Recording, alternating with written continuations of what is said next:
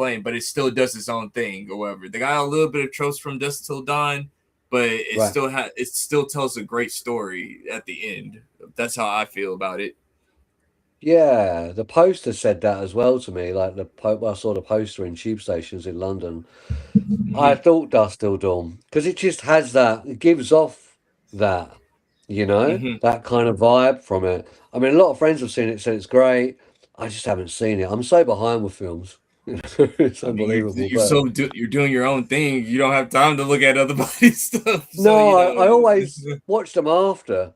Oh, well, once hmm I finish the film, then I can settle down and go through the pile of DVDs that's been piling up for 2 years, and then I can kind of start watching stuff.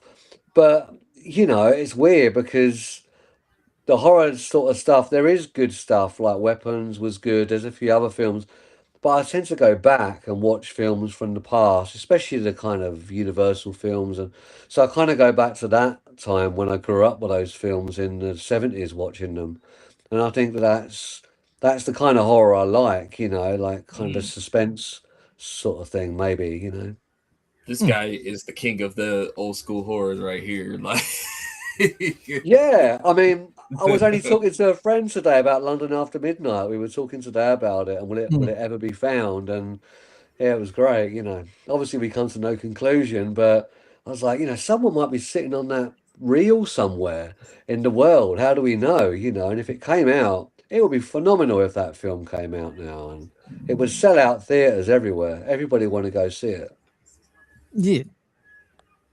No, see you that the know. thing is as well. It's like that's what made this movie for me so an intriguing of a watch was because I feel like when it comes to horrors, um, especially psychological horrors, they're not really done as much nowadays. There's certain ones out there now that sort of touch upon that sort of thing, but it's not been as popular in the recent years. So like, especially because it's like independent as well. I really like Mm. independent films because I feel like sometimes I don't know if you could agree with this, but I feel like sometimes when you get an independent film, sometimes I just feel like they do something that bigger studios couldn't get away with anymore because Yeah, they're too busy trying to chase the box office. yeah, I agree. I agree totally. And I think if I had all the money in the world to make a film and it was Beyond Mamushi, wouldn't be nowhere near as good, and I wouldn't be as happy with it because it would be overblown, and you'd had the money just to spend on a load of kind of shit, really. So, working for the money, and which I do in a day job, and putting it together that way. So it's like, it's like a hard road to make a film. And I think that's the best way for me personally to write a script. You write it with uncertainty in the back of your mind all the time. Where if you had all the money in the world, then you'd be totally certain all the time. So for me, I think that the best films or the best scripts work on struggle in a way where you're struggling to make it. Will I have the money to do this? Will this be good? And you've got minimal people working on it. I think that's great. It's like less is more. I mean, Yeah, that's no, what I they did agree. with the first Star Wars movie. It's like It's Star it Wars was and Lord of the Rings are the biggest ones. yeah, Right, like okay. George Lucas didn't know if Star Wars was gonna even be a big hit. It was like he was taking a gamble on it. Like he was Yeah. like literally said that like if this movie did not hit, I would have had the biggest L in Hollywood history and everything. Like if it, I mean, And so Yeah. oh, Yeah. go ahead, I mean, Adam. and when it comes to Lord of the Rings, Peter Jackson, because of his CGI constraints back in the early days, and they had to do a lot of it practical, it made those movies feel more alive. Where if you go and Mhm. watch The Hobbit that followed it, even yeah. though it was the prequel to those movies, Yeah. the amount of CGI that's used in that film, so many more Mm. people now prefer just Lord of the Rings because they felt like they overdid it too much. And that's where I feel like when you have a big budget and you feel like you're going to, make this masterpiece of a prequel, like also George Lucas was also the forefront of that as well. He was the one Yeah. that made Yeah, CGI and blue screen what it was during those times. Even yeah, most people, when it came Attack to of the his prequel Clones. series, they don't enjoy it as much because they Yeah, just feel like there's too much production value behind it and it gets too like you're basically doing a whole movie in blue screen or green, like nowadays green screen, but Yeah. basically you're talking to a tennis ball. yeah. Because like Attack of the Yeah. Clones was the first time that he actually did the whole entire blue screen thing, that was like it's the test subject, because if you go back and watch Phantom Menace before the remaster or whatever, he was still using practical effects or whatever, but the episode 2 and 3, that's when he started to use all digital blue screen or whatever. And and I think it was the first time that they didn't use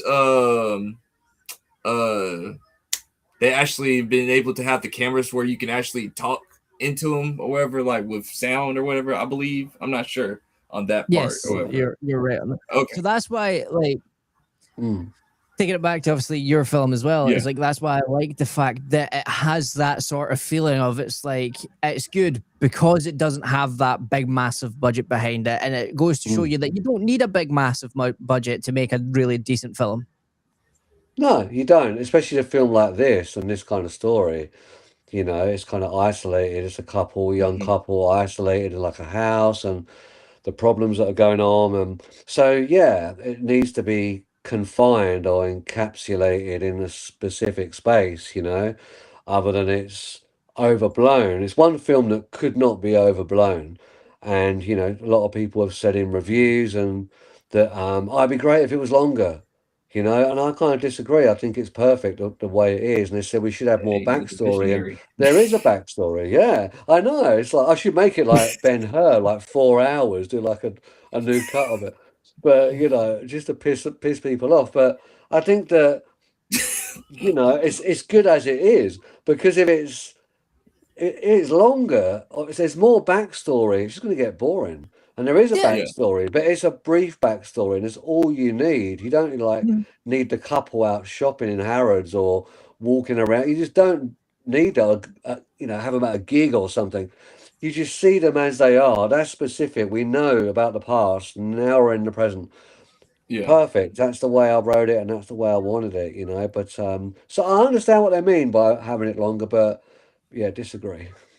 Yeah, that's fair. Like, to be fair, I felt like it was a decent runtime. Like, I was happy with it. I never really was like, I need more of this. Like, in the sense of like, it felt like it needed that more. I just enjoyed it for what it was, because like, even the stylistic choices you made, especially with like the flashback sequences and things. Yeah, I like that. Like, obviously, like the way you filmed it, the way it was shot. I was like, oh, I quite like this old school style of like stylization, because I feel like that's one of the things that I don't see a lot of in newer movies, especially from Hollywood as well, where they do flashbacks now, but they do it in a sense of like they update the clothes, but it's still like proper, like 4K, and it looked just like it would today, but with someone dressing up as the people from the past. Where I feel like movies, especially when it comes to horror movies, really benefit from grainy looking footage, because it gives that feeling of like, oh, okay, it's giving you this vibe of, okay, it's the past, what's going to happen, what's like, how did we get from this part of the story to here? Where I feel like a lot of new horrors, especially, they rely too heavily on nice and clean aesthetics, which then tends to not make it feel the same way as when you watched like Texas Chainsaw Massacre or Friday the 13th for the first time. Like, if they didn't have the grain and they didn't have like the stylistic choices, because a lot of people don't realize, like, even with those original horror, they were very independent themselves, and so people go back and watch them, like especially younger people that we know, for example, they seem to go, I don't see what was so scary. And it was like, it was because it was that simple back then, because you didn't have demons running chasing you down the street in every movie. You didn't have Art the Clown dismembering everybody. It was all about, right, there is some killing in it, but it also played on psychology, where I feel like they've gotten rid of the psychology aspect, not because it doesn't do well, but because more people nowadays, especially, they just chase that dopamine hit. So they just want to see the kills. They don't care about the backstory anymore. And I feel like that's what is sort of made horror the way it is. So seeing something like this is what made me so happy to like see it. Because in my own personal opinion, when I was watching it, I really enjoyed it. And I would give it like a solid 9.5, because even though, people could be like, oh, wow, that's like maybe a high score for an independent. It's the way it's shot. It's the way the story's told. It's the way it all keeps you second guessing, where I feel like a lot of horrors these days, I usually give them about a 6 because Wow. it's like, Okay. oh, here we go. Michael Myers is here again, or they've brought out another slasher that's basically loosely based on one Yeah. of those other greats. You know? Yeah. Yeah. That's the problem with horror films now. I think.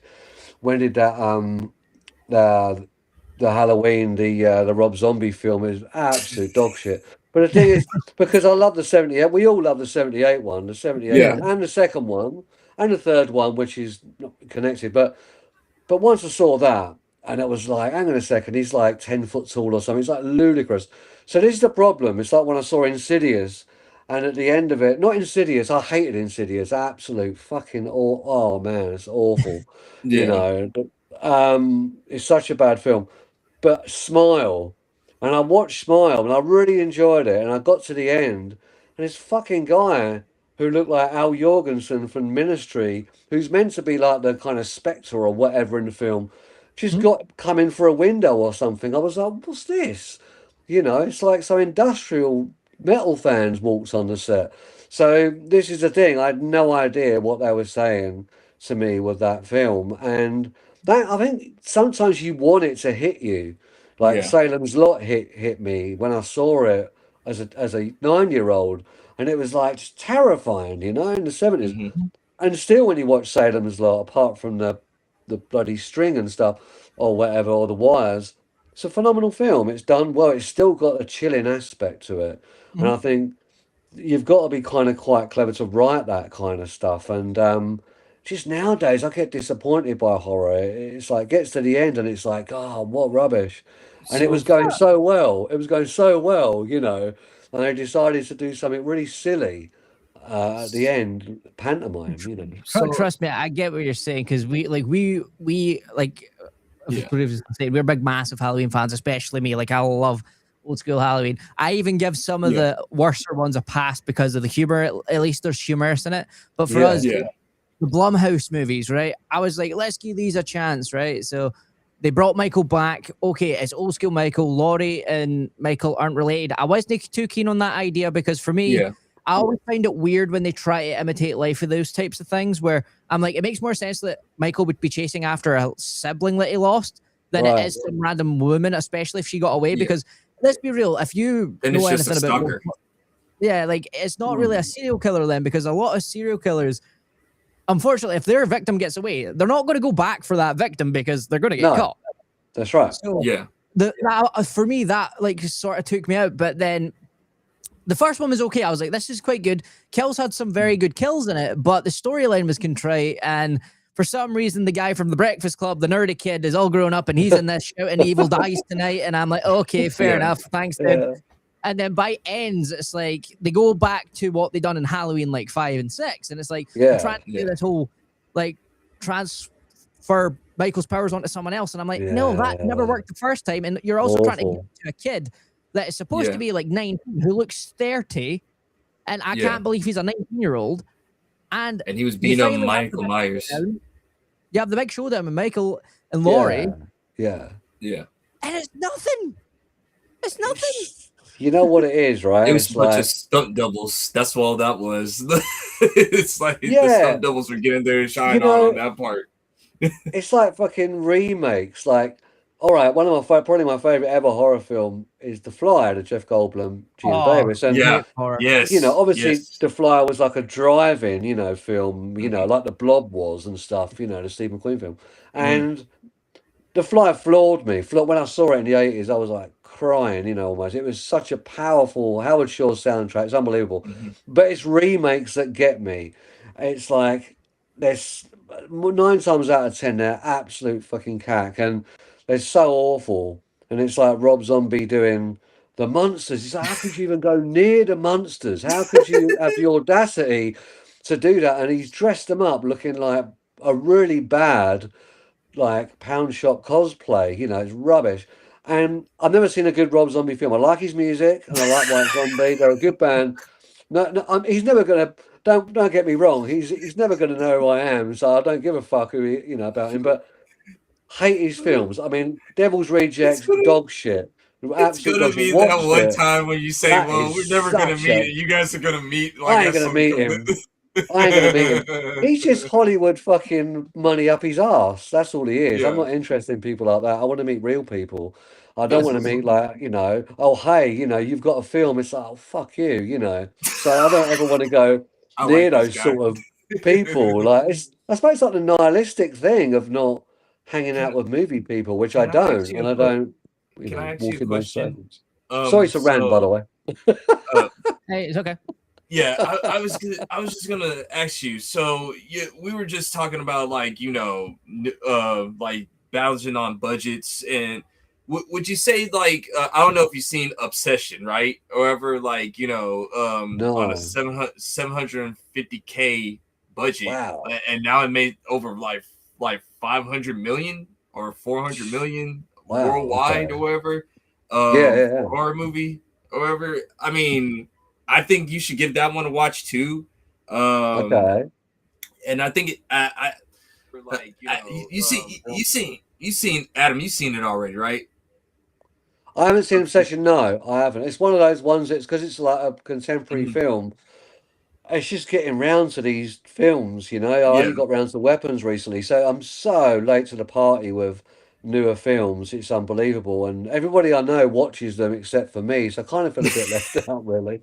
You know. no, no. I mean, even though okay, so when I watched it or whatever, I was saying like, okay, let me see how good this is because we got some friends. Maybe sometimes where they like really be uplifting a movie, and me and Adam be like, eh.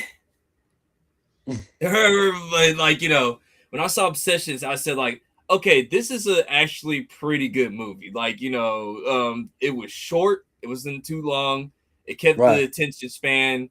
They got straight to the Cool. point. They they did have some scary elements in it to make you kind of sweat a little bit. Like that's what I call it, make you sweat a little bit. Yeah. And they made some homages to it, but it also it also felt like a Gen Z type of horror movie, but it was not like Gen Z type of like humor or whatever. I don't know how to explain it. It's like because like Mm. their It felt like humor it was kicks in a written bit. by an actual person that understood Yeah, what they were writing instead of some exactly. person who's clearly not of that generation being like, yeah, this is cool, isn't it, kids? Because I hate that stuff Yeah, in movies. I yeah, hate it. yeah. Like We really, all you hate could just that. tell. Yeah. You could tell.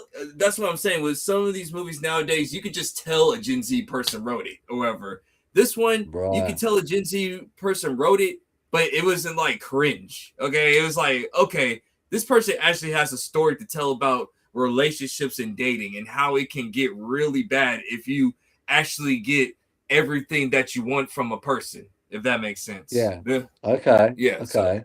yeah. I'll have to check it out. Yeah, it's another one on the list, It's like the ever-growing list, you Yeah, know. but see, that's the thing as well. It's like when it comes to like horror movies as well, it's like I feel like it's been a while since I've seen like a relationship dynamic set horror other than Obsession. Obviously that's like the most recent one that's obviously came out, but for a Yeah. long time there it was mostly like slashers, demons, and it was mostly like sci-fi-ish type stuff, like because one of Yeah. my favorite like horror films that isn't even classed as a horror film anymore is Killer Clowns from Outer Space. Like I just no longer got it, and I was watching it again, and it I now did has a expect that Peggy one. 12 on it. It has a Peggy 12 on it. And I was like, it's seen as a Oh, 12 now? Like, this was classed as a horror back then. Like, yeah, yeah, it yeah, was yeah, a bit yeah. goofy, It's a but cult it was classic classed as now. horror. Yeah, and I mean, there's lots. I mean, there's like, the film Bloody Birthday. I love that film from like Mhm. the 70s. Just so, so good. There's films that are brushed under the carpet that are kind of not particularly offensive at all, but when you watch them, they're quite nihilistic and brutal actually in their own kind of way, and I Mhm. like that because they did that back then, it seemed. But now it's like there's so much going on in films now, as you said, like CGI and all this kind of stuff going on. And back in the day, they had like, Tom Savini and doing effects and, on all these great films. And Reanimator, of course, with the effects was Oh, amazing yeah, in like Reanimator. 85 or something. So all that stuff, that era for horror, especially gore and, the Chaz Balan kind of era, the horror Holocaust books and gore score. I was from that era and, of horror. And I really like that stuff. But once the 80s was finished, no, it just wasn't there. It wasn't there at all. You had all these other things popping up that were good, but it didn't have that thing of the 80s, you know. There was, yeah, I think it was quite a broad spectrum. 80s horror was. I mean, look at This is Hellraiser. It's, you know, so. I was gonna say, like, with when it came to the 90s and mid 2000s, I would say Mm, that it was more experimental age more than anything. yeah. Like, it was a lot of experimental stuff, or like it was really a product of its time. I'll say that. That's how I feel about Mm, 90s and mid 2000 movies. Like their movie horrors, yeah, that you could just say 90s, mm. 2000s. Yeah, like we Yeah. it has nothing to do with Michael Myers, but let's just say we take Michael Myers from the 70s and 80s and we're just gonna put him in the 90s. Let's see how this goes or whatever, because we need to try to keep the rights to these movies so we don't have to Yeah. give it up to anybody else. That's all those were back in the day. They just never worked. They just never worked. And for me, the only horror film that I saw that really kind of gave me any enthusiasm was a Robert Eggers film, The Witch, really. Once I saw that, and I was like, yeah, it's great. The soundtrack's great. It's worked very well.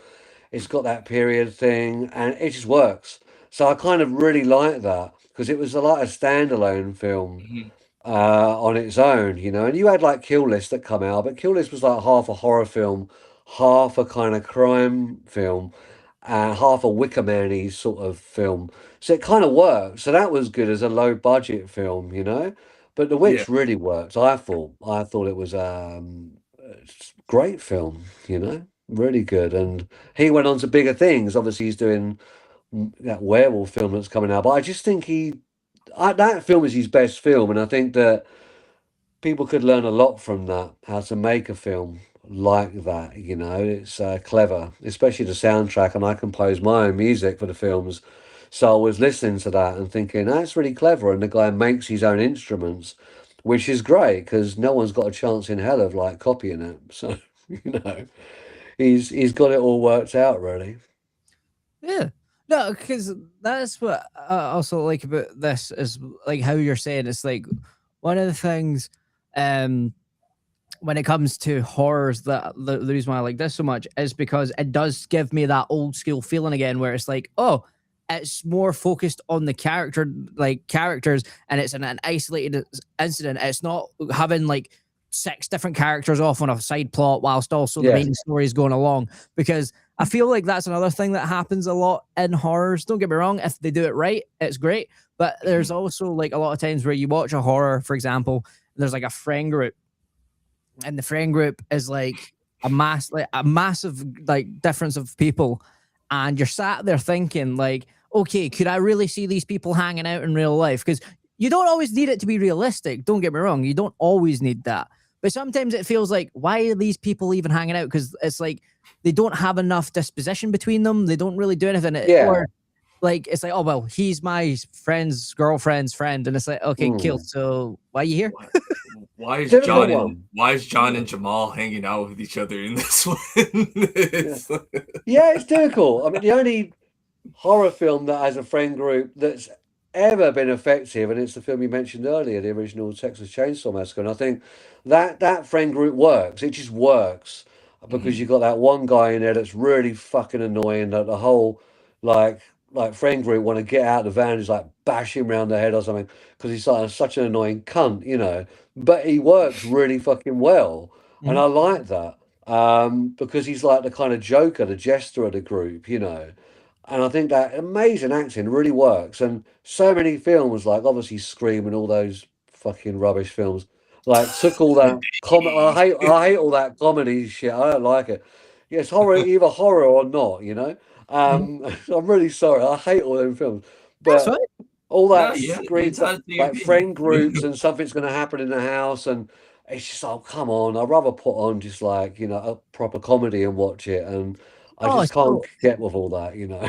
that is a very good question. Then, since obviously you don't like the screams, did you at least like the piss takes of them called Scary Movie? Because I Yeah, really like those. that Scary Movie was good because it was during the days where I was smoking loads of weed, so that was actually made it more funnier.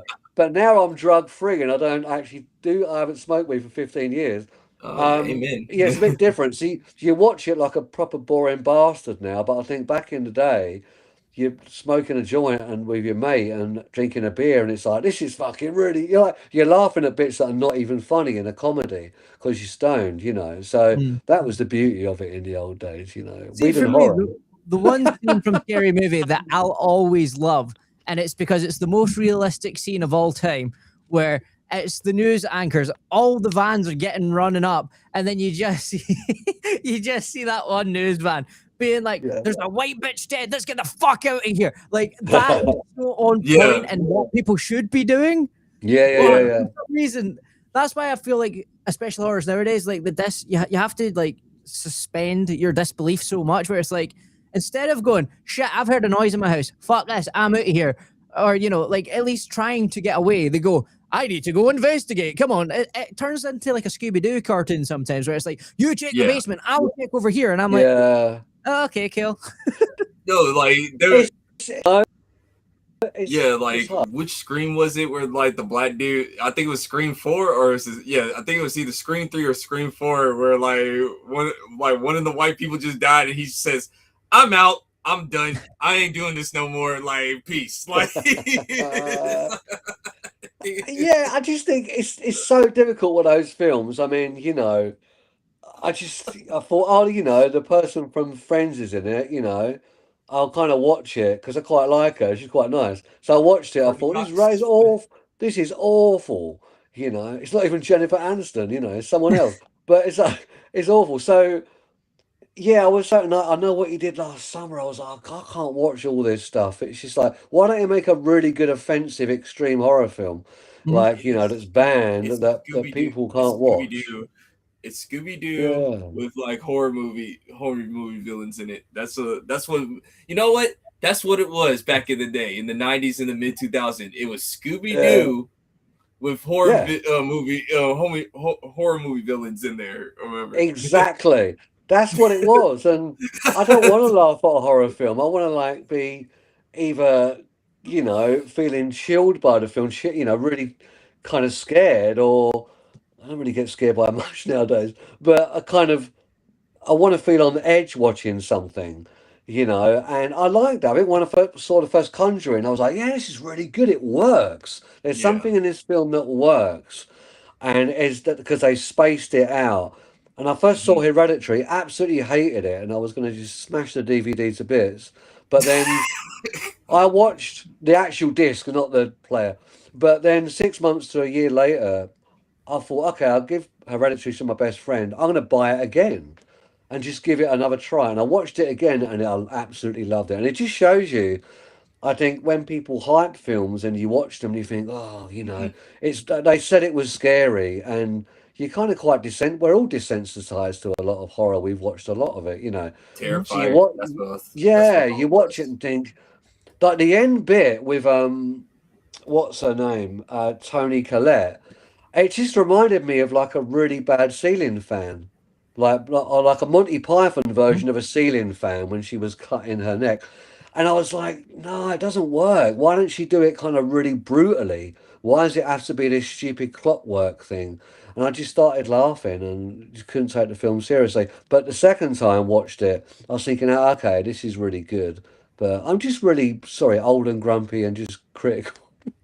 Hey, to be fair, out of our friend groups, we get called the critical ones. So you're in the right place, because we Yeah. I are know. like our friends. Like, don't get me wrong, I'm glad they enjoy the movies that they do, but Yeah. we struggle sometimes to understand how they do, because like it seems like because it's a certain actor or a certain director, they love it and it's like the best thing since sliced bread. And then me and Danny are Yeah. like, But did you not notice this? And they're like, Yeah. oh, oh, and then It's fish. Yeah, argue back with it. Sometimes they have great points, and then other right. times I'm just like, you just can't admit it's shit, can you? I think that's the difference. The only other horror film I've seen that impressed me was Martyrs, the original, the French film. It's like Mhm. phenomenal film because it worked on every single level, on gore, the violence. It just absolutely blew my mind, that film. And a lot of that was called, what was it, the French, I think Extreme or something like that. There was a few of these films that came Mhm. out, and like Frontiers and a few other films. But that Martyrs film, really good. So there is stuff, but I kind of like that. Who's that dude who did the Human Centipede? Oh Tom yeah, what's Tom his name again? Six. He Yeah. did the Onania Club and it didn't come out. And I like stuff like that where it's so offensive that studios won't touch it. And I was thinking, this is great, this is what you need. You need someone to write a film like Pasolini wrote Salo and did Salo. So he didn't write Salo, Mhm. Marco de Sade did. But he filmed Salo in 75 in Italy, phenomenal, and it got, people absolutely were walking out the theaters because of it. But Yeah. I like that idea with people being offended, by stuff, and it's like too full on for them. And I think I've still got that kind of adolescent fascination in me with offending people. Like if people walked out of my film, I'd feel really privileged if they couldn't deal with it. I'd be like, it's great, I've obviously, scored high points in my own world, Mhm. with this. But I like that. I just like that feeling. So I think horror's horror for me. It's Mm. like, you can't laugh at Frankenstein and you can't laugh at the Wolfman or Creature from the Black Lagoon. And they're just films that you invest in, and there's something really powerful about them, and they're not comedy. And once it crossed over into comedy, I was like, fuck off, I can't have this fucking shit like comedy. Yeah. It's like, are these people, do they just want to make money? It's. No, I I, was gonna. I get exactly what you're saying with that sort of stuff. Because like that's another thing that we can touch upon as well. When was the last time you heard this horror movie's been banned? Because I remember Oh, even when yeah. I was growing up, there was always like, "Oh, did you hear about the banned horror film?" It might have Yeah. been quite shit, but like it was at least a way to hype the movie up. Yeah. Nowadays, it's like they've got like Art the Clown dancing at McDonald's, and I'm like, okay, the great promotional piece. Okay, No, cool, because sweet. what they'll say is like Yeah.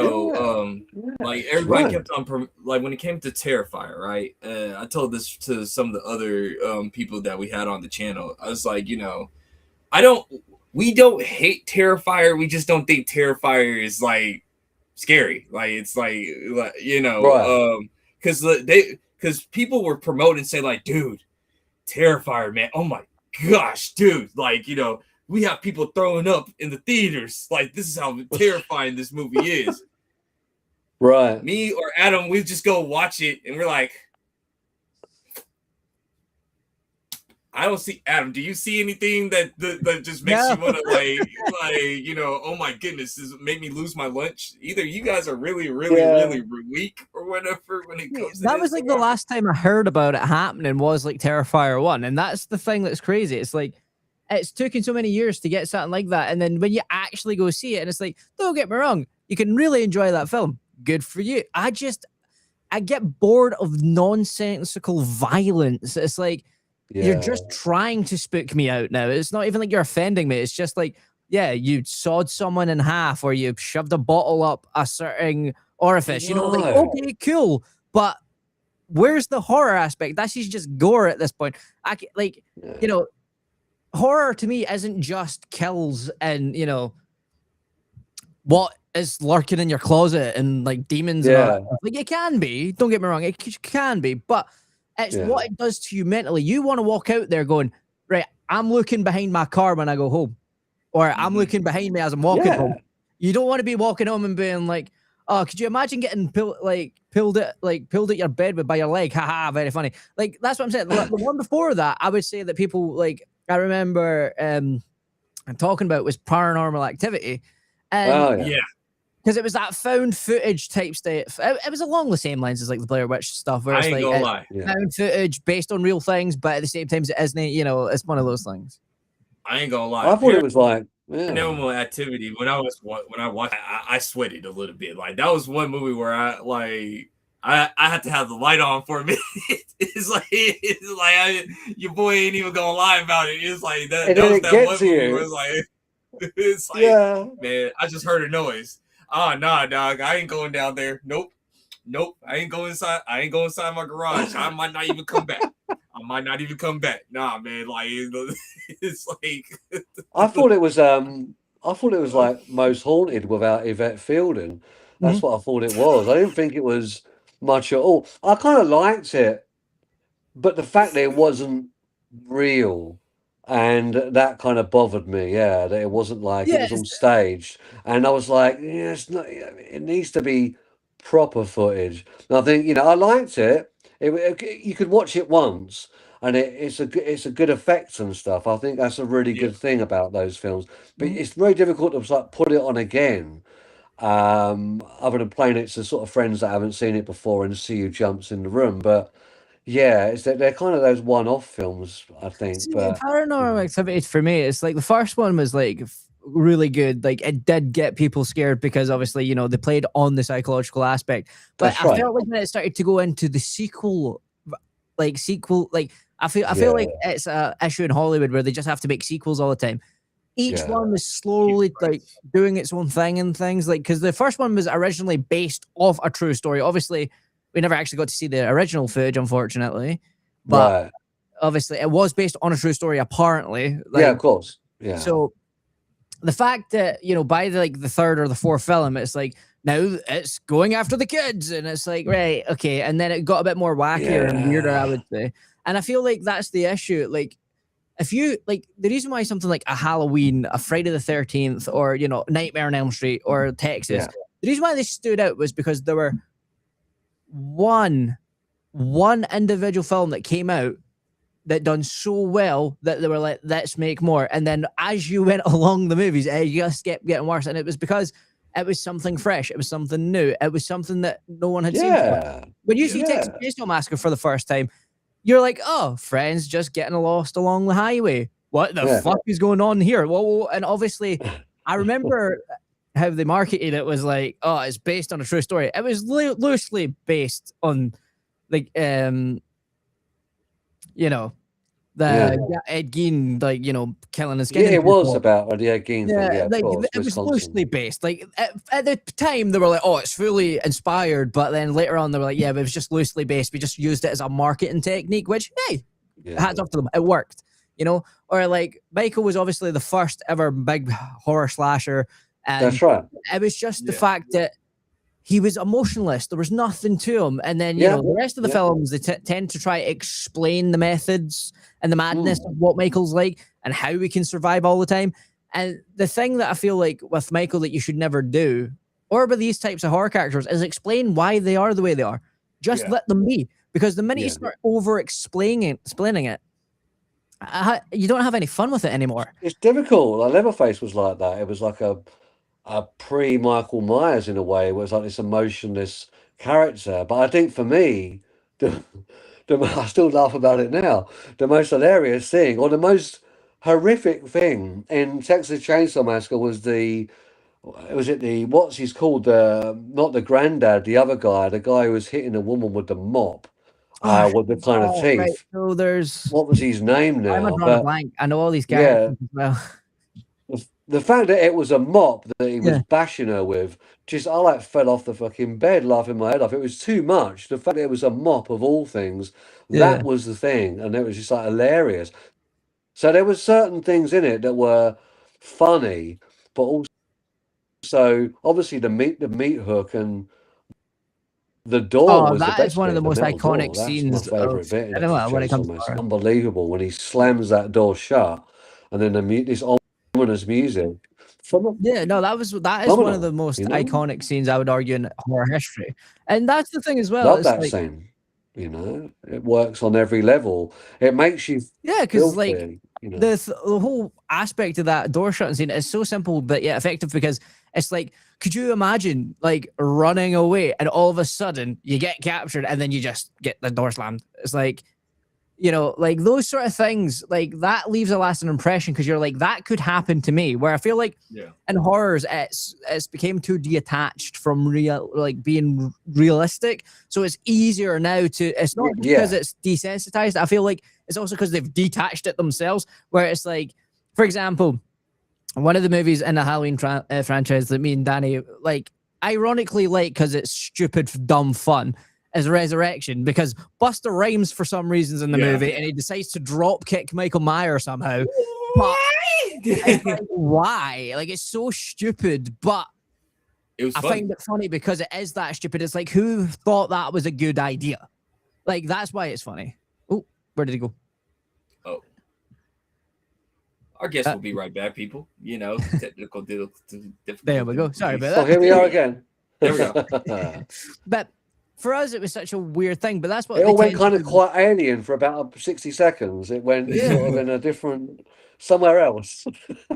Ended up in a different universe, as Yeah. the multiverse tends to happen. Is there any? Let me ask you this. This is the fun part where me and Adam like to ask our guests. Is there any like other franchises outside of horror do you like though?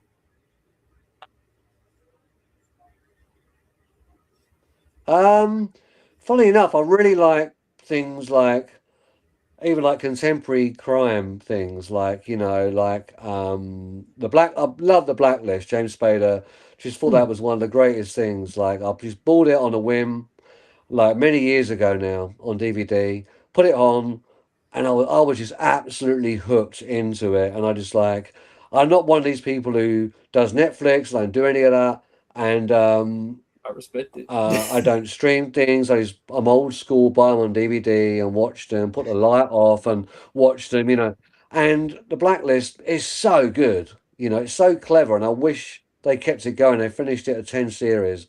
Hmm. Amazing. The Americans love that. The Following, absolutely love that. The Following, thought it was one of the best things I've ever seen. Effects were totally gory. The violence worked. It was so much better than any horror. And it's not horror, but it was so brutal. And that sort of stuff I'm a really big fan of. I love that kind of stuff. So not Hmm. really horror. And I love comedy as well. And I love Nouvelle Vague, the early French films like Okay. Jean-Luc Godard and Jacques Tati and Francois Mm, Truffaut. I'm really into the French films from the 60s because they're so groundbreaking and fuck what Tarantino goes on about when he talks about it, who cares? But I think for me, I understand where he's coming from. I know, I understand where he's coming from, but he's just got, it's a bit different with him. But for me, that's I just Tarantino. really love that stuff, Hmm. you know. Yeah, it's actually again. I'm never gonna fucking meet him. Like never gonna meet him, so it doesn't matter. Like All I can do who is cares? respect the honesty, to be honest. Because to be fair, Respect the I feel like honesty. more people need to be like that, where it's like you don't have to pretend to like something if you Yeah, don't like it. Because Yeah. like we agree when it yeah, comes to like old school stuff. Like I do stream, but with the test. Like I only do it if it's something I Yeah. don't actually own yet. And that's the only time I'll ever do it. If I own Yeah. it, it's never getting streamed again. Because for me, like yeah, yeah. Yeah. it's a thing that's Streaming is a missing test from. run for most of us. Like I only have streaming. Right. I only have streaming strictly for like either my sports, like for like because I'm a huge MMA fan. So like I got the UFC. I use it for Oh, that. wow. Really Or good. like Okay.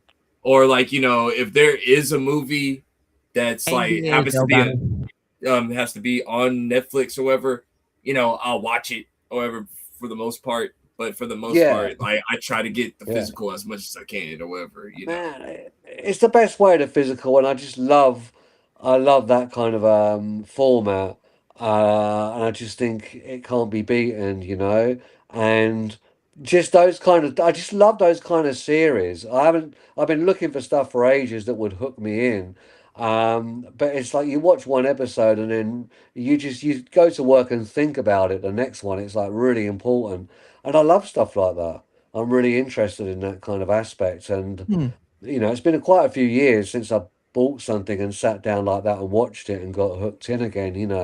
And there's been some trial and error stuff where you buy them and it's okay, but it's not great. But See, the I'm ones I sort of mentioned, and I nostalgic think for that. Banshee as well and things like that, really, really got into them, but they're all just short-lived. They're all short-lived, and they all had apart from the Blacklist, which was 10 series, and the Americans, it was maybe that was 10 series, but all the others, the following was like 3 series. It was nothing.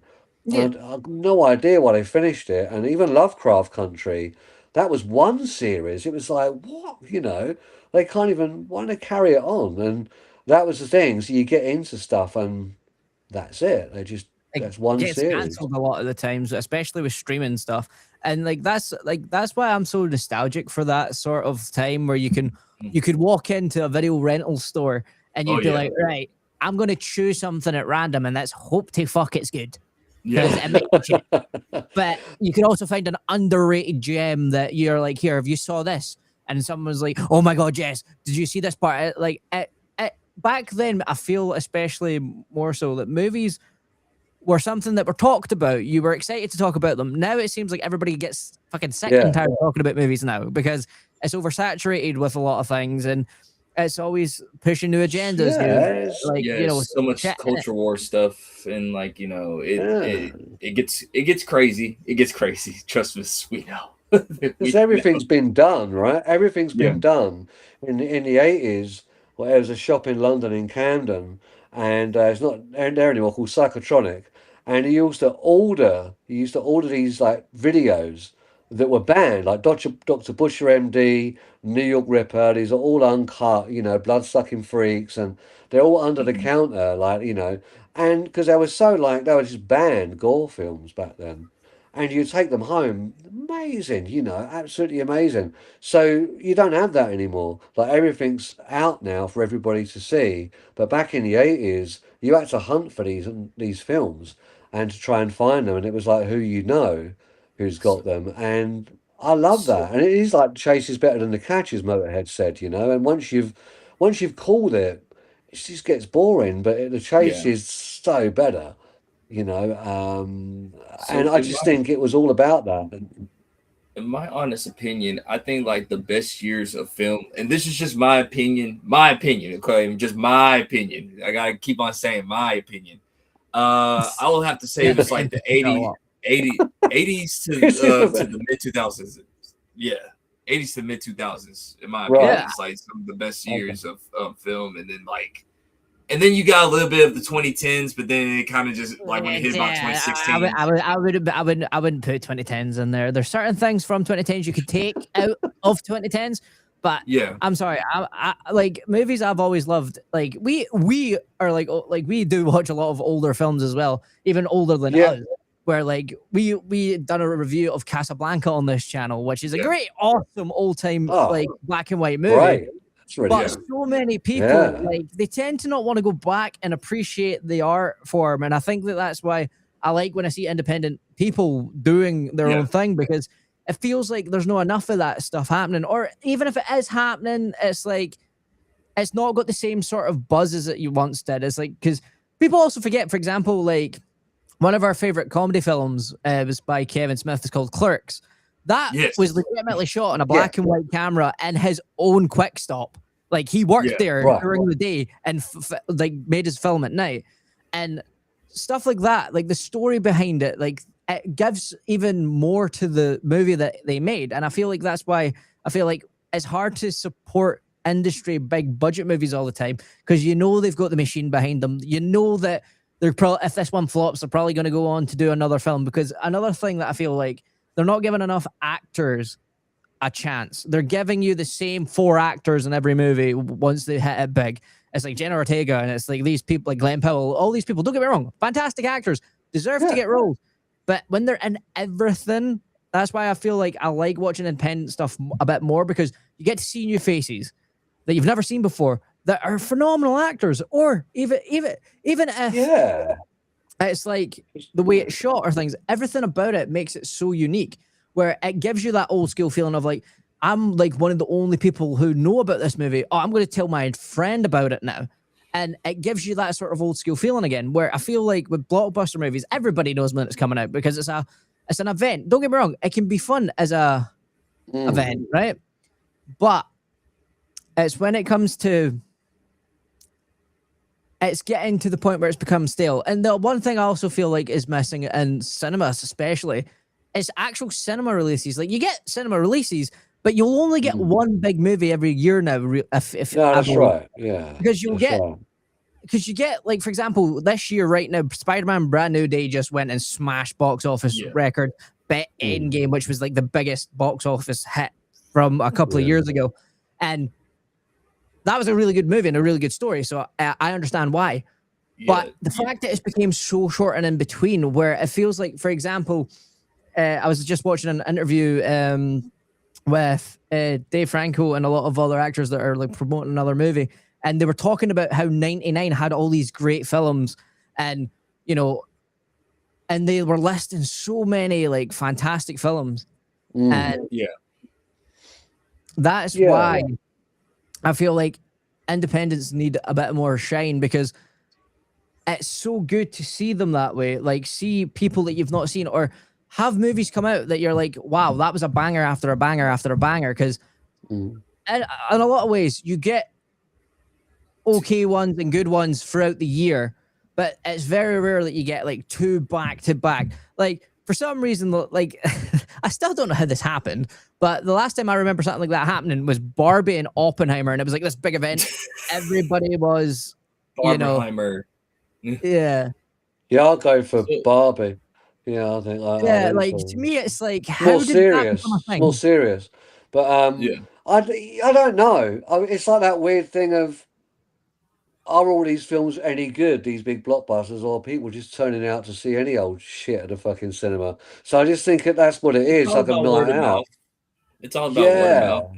It And is, also, and I mean, I'm just gonna say this. Like, also, I don't know if you heard of Gary Neurotic, like one of my friends that I'm like really cool with or whatever. But like, he always said this, and him and Chris Gore always used to say this. It's like, you need the blockbuster cinemas to do good, and you also need the indie movies to do good, because if both of them are doing good at the same time or whatever, and we have good variety or whatever, both can help each other's industries. So like, if you got good blockbuster films and people are truly enjoying it or whatever, because this is the first time since I think the strikes that we had like more than two movies that hit over $1 billion. So you had like Spider-Man Brand New Day, Michael, you had Michael, yeah, I forgot about that. Yeah, that was good. that was a really good film. I love that film. I thought it was Obsessions. fucking great. I mean the it Odyssey, works, the Odyssey and like Mario or whatever. Those are like $4 billion films right there, like that did good this year. So Which is the first time it's happened in a while. The Bride was great as well. The Bride was real. I was really impressed with The Bride because there was some comedy in there, but it fused it so well. It was done. It's kind of quite original, and I really liked it. I didn't expect it to be like that at all. Went into the cinema. My brother took me out on my birthday to see that film. No idea what it was going to be like, and I was really, really glad to see that. And I think we saw the Michael trailer, and I love Off the Wall anyway. I don't like Thriller; it's rubbish. But Off the Wall is great. But so, I know Thriller's just like boring, but Off the Wall is like one of the greatest albums ever made. So I agree with Off of the Wall. Like, I think Off of the Wall is like his underrated album or whatever. But man, come on, dog. Thriller is just a straight up banger. No, not when Thriller you've got is such like a banger. Thriller's a banger, man.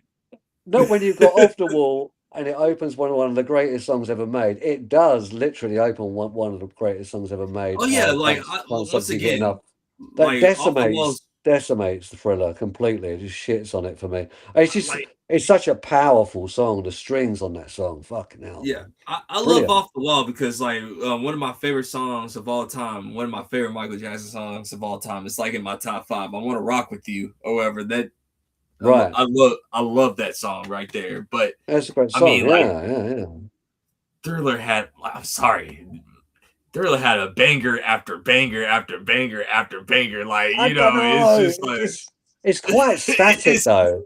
if you're that, It's it's 30. still be concerned. We You can can't. I digress mean, onto Michael Jackson it's from it's one of horror. those things It's so of like objectively, it was number one for 37 weeks. Like, it was, bro. so, It was almost bad as it was almost as bad as a Brian Adams fucking number one. But I think that Brian Adams. not as bad as a Brian Adams number one. But I think Thriller because my brother because I'm a metal fan and punk and he was Hmm. playing that on one oh, side of the there you room and go. I was Okay, playing Motorhead and Discharge on the other side of the room.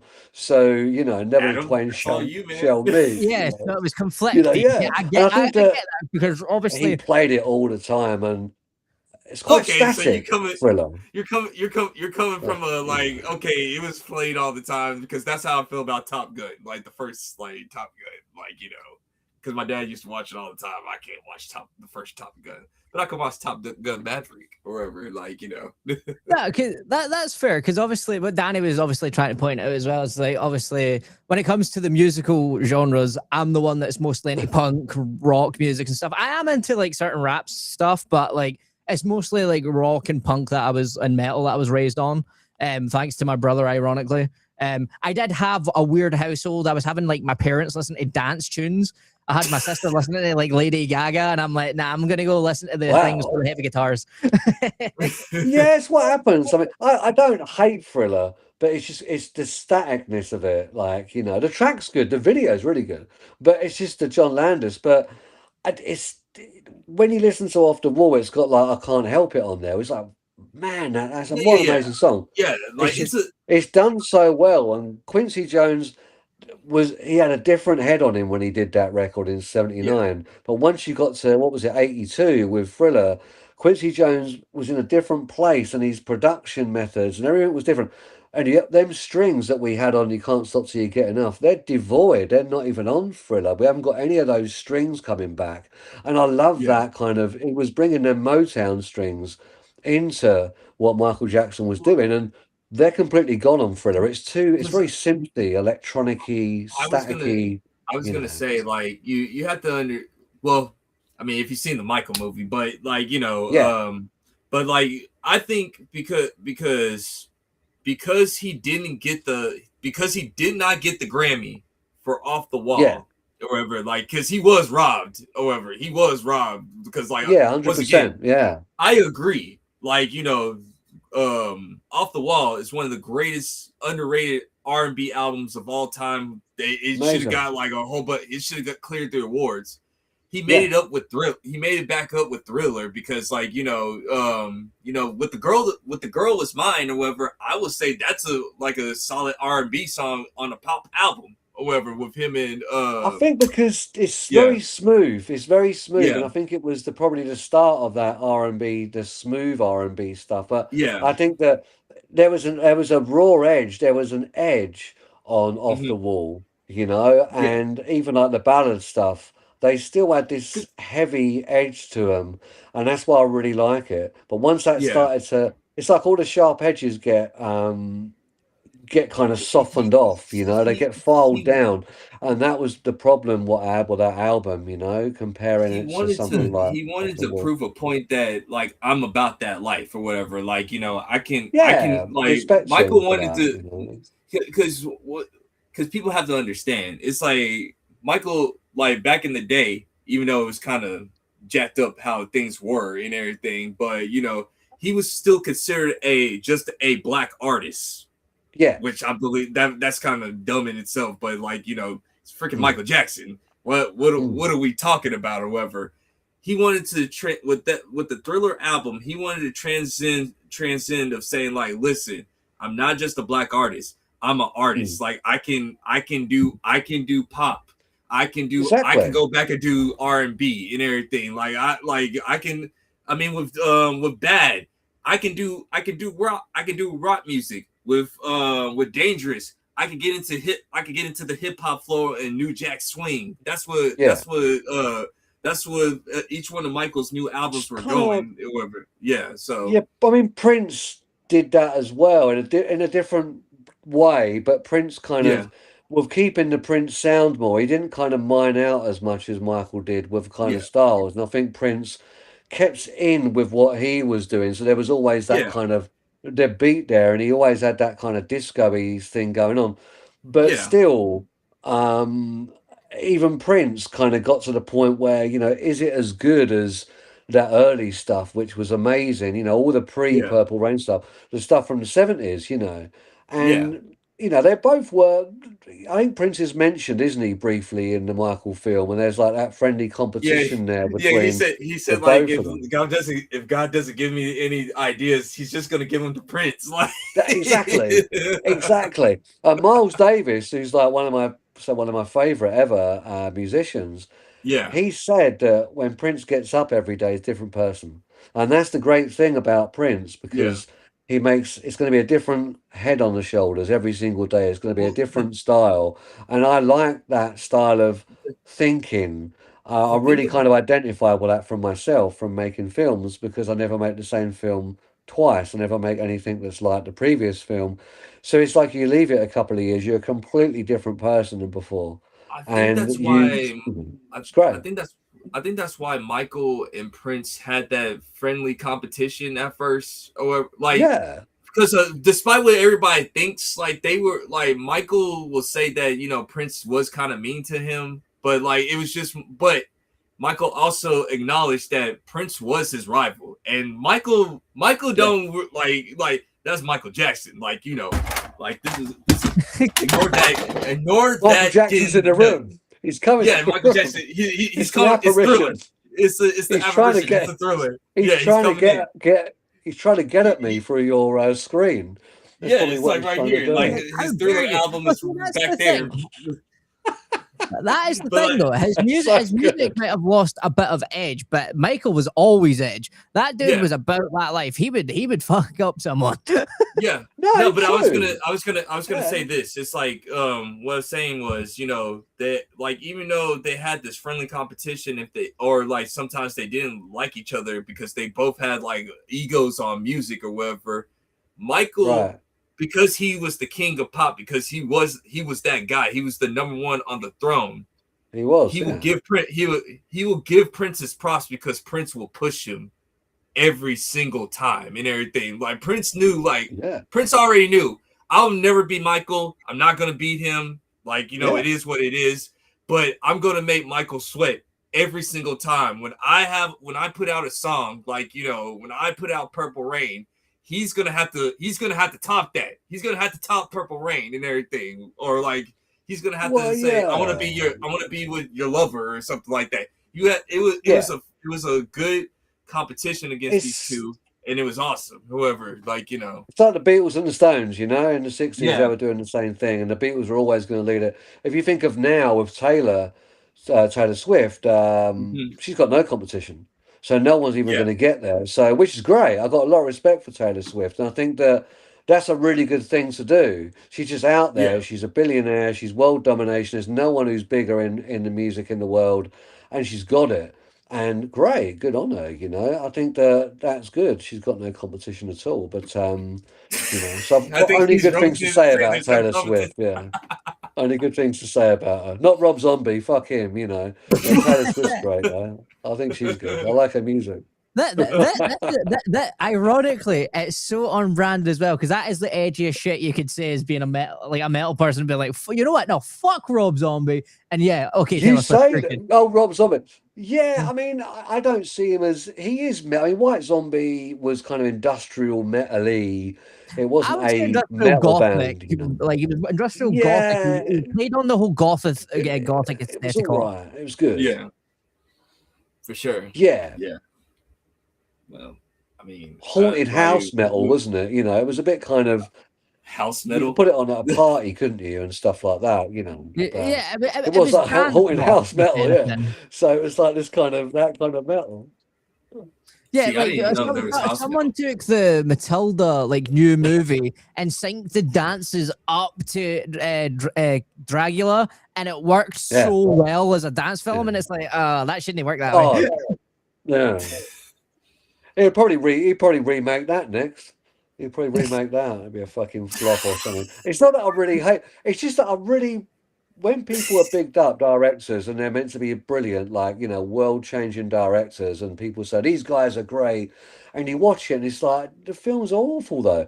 And I think that I'm just saying it as a fan of like films, and I just was once I become a filmmaker, you get even more kind of full on It, about that, and you want to it's see something that's brilliant. It's like Tarantino's a genius. He's shitty to women, so he's a wanker. But he is. He's hit a them wanker. beats at all But time, baby. yeah, exactly. He was shitty to Uma Thurman. I'll never forgive him for that. So he he's a genius when it comes to writing. He's a genius when it comes to film. And it can't be denied. But He's a most of weird dude. these, yeah, most of the great filmmakers are probably complete fucking arseholes. I don't know. But More than but likely, but anyway. but on that note, we actually need those type of people back though, like to make good films again because Yeah, they're so. you need the wankers.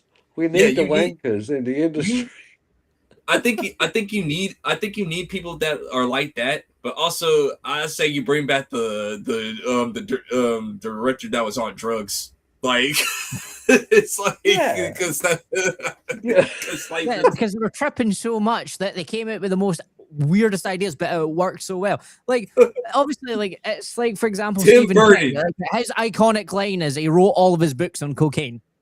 It's like I don't care Oh, what right, nobody okay. says.